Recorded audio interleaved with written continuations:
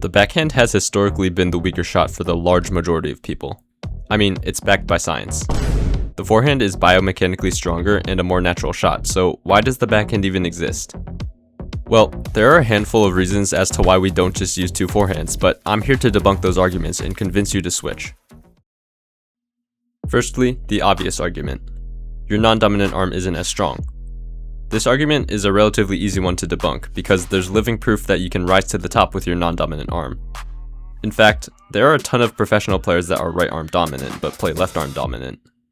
Most famously, Rafael Nadal, who's in the GOAT debate, plays lefty but is a natural righty.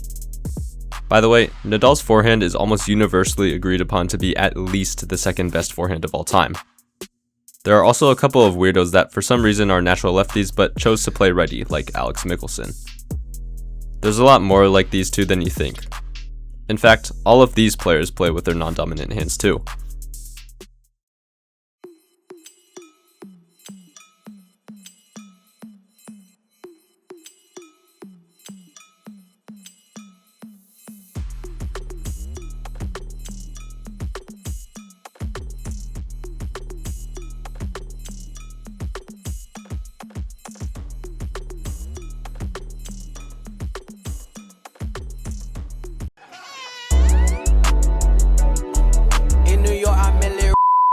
As you can see, switching grips when using two forehands can be just as fast, if not faster than the forehand-backhand grip switch. Normally, I would agree that's slower, but you just have to use the right method. Without the proper technique, the grip switch should look something like this, very slow and inefficient. The technique I used though was introduced to me by someone named Teo Davidov, who I will talk more about later. Basically, you start with a regular forehand grip and place your other hand on top of your hand in another forehand grip. So, for my righty forehand, I would take my left hand off and swing like normal. For my lefty forehand, I do the same.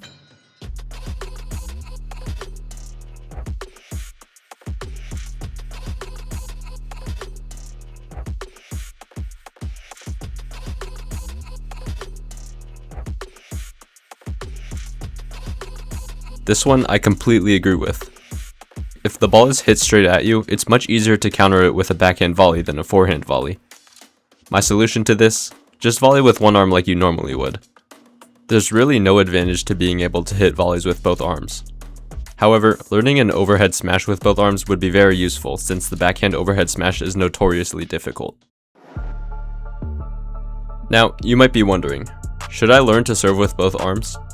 This would be a huge advantage considering that you would be able to hit slices in both directions. But there's a caveat. Traditionally, for your ground strokes you have to learn two, one for each side, a forehand and a backhand. For serves, you only have to learn it on one side. Now, say you want to play ambidextrously.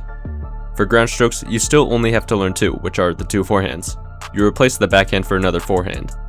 For serves, you now have to learn two instead of one. You're adding a stroke to learn instead of substituting it in. So, if you want to put in the extra work, go for it. It's a great advantage to have, but just keep in mind that you could be using that time to make your dominant arm serve better. The most well-known person that uses this style is Teo Davidov. At just 15 years old, he's become the youngest player ever to achieve an ATP ranking at rank 1566. The thing is, he's not even naturally ambidextrous according to an interview. He's a righty that developed his lefty forehand and even learned how to serve with both arms. Another notable name that used two forehands is Luke Jensen, who won the French Open doubles title in 1993 and had career highs at rank 168 in singles and rank 6 in doubles. The last ambidextrous player I could find was Chung-Lee Kim, who peaked at rank 296. Finally, the question you've been waiting for. Should you use two forehands? Well, like I said in the beginning, forehands are a stronger shot for most people. On the men's tour, there are only a handful of players with stronger backhands than forehands. On the women's tour, due to biological differences, it's much less lopsided. So, if you're teaching your son tennis, two forehands isn't a bad idea. For your daughter, it might be a tougher decision based on the statistics. In any case, you could start them young with a traditional forehand and backhand, and if they show a strong preference for the forehand side, consider teaching them a second forehand. Or you could just immediately start them with two forehands. It's up to you, because I'm sure as hell not a parent. So, on the men's tour at least, why don't we see players playing with two forehands? Well, the style is basically unheard of. Coaches are teaching their students to play strictly righty or lefty, completely disregarding the option of playing ambidextrously. All we need is one ambidextrous player to rise to the top of the rankings for this style to become the future of tennis.